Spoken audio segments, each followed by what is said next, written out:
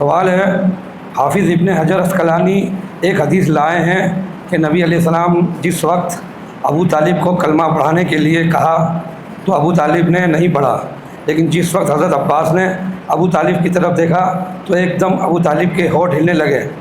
تو حضرت عباس نے نبی علیہ السلام سے خوش ہو کر کہا کہ ابو طالب نے عمل کر لیا ہے، اس کی وضاحت فرمائیں۔ پہلی بات یہ کہ احادیث صحیحہ سے ثابت ہے کہ ابو طالب کا جب آخری وقت تھا،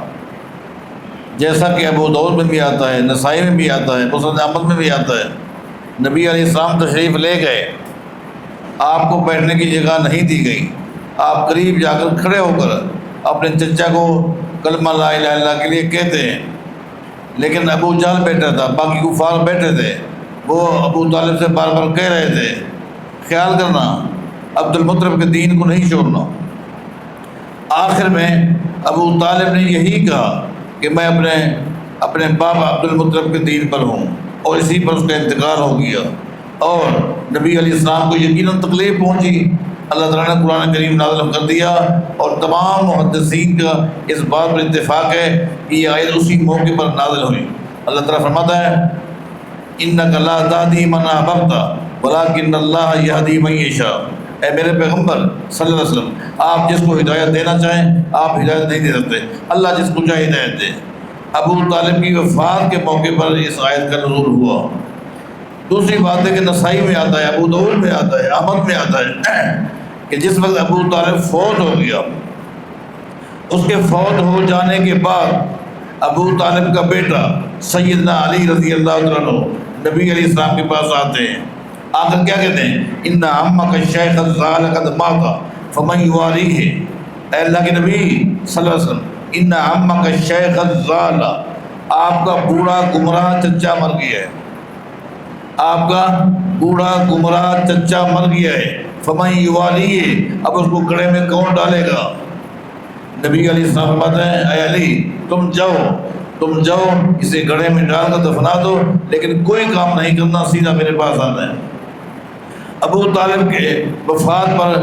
یعنی سیدنا علی رضی اللہ عنہ کے الفاظ جو ہیں، یہ بھی اس بات کی واضح دلیل ہے کہ اس کا انتقال اسلام پر نہیں ہوا۔ اگر اسلام پر ہوتا تو وہ نبی صاحب کو آگے یہ کیوں کہتے ان عمک الشیخ الزال قد مات، آپ کا بوڑھا گمراہ چچا مر گیا، اپنے باپ کے بارے میں کہہ رہے ہیں۔ یہ واضح دلیل ہے ابو طالب نے کلمہ نہیں پڑھا تھا اور کفر پہ مر گیا۔ رہا اس روایت کے بارے جو حافظ صاحب نے فتح الباری کے اندر بیان کی ہے، یقیناً انہوں نے بیان کی ہے، لیکن انہوں نے خود کہہ دیا یہ حدیث ضعیف ہے، اور میرے علم کے مطابق کوئی ایک نہ تو میرے سامنے کوئی محدث گزرا ہے۔ دیکھیں میں کوئی دعویٰ نہیں کر رہا کہ میں بہت بڑا عالم ہوں،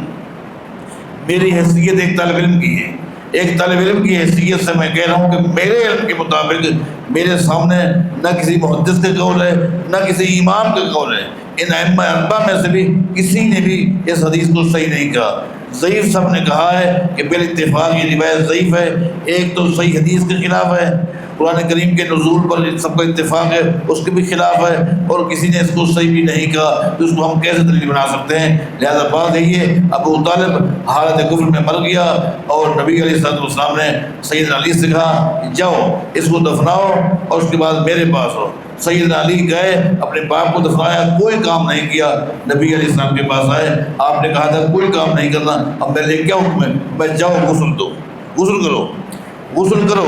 اس کا مطلب یہ ہے کہ اگر کافر کو یوں دفنایا جائے تو دفنانے والے کو چاہیے کہ وہ کوئی کام نہ کرے بلکہ غسل کرے۔ نبی علیہ السلام نے سیدنا علی کو غسل کرنے کا حکم دیا، میرے علم کے مطابق یہی ہے۔ سبحان اللہ۔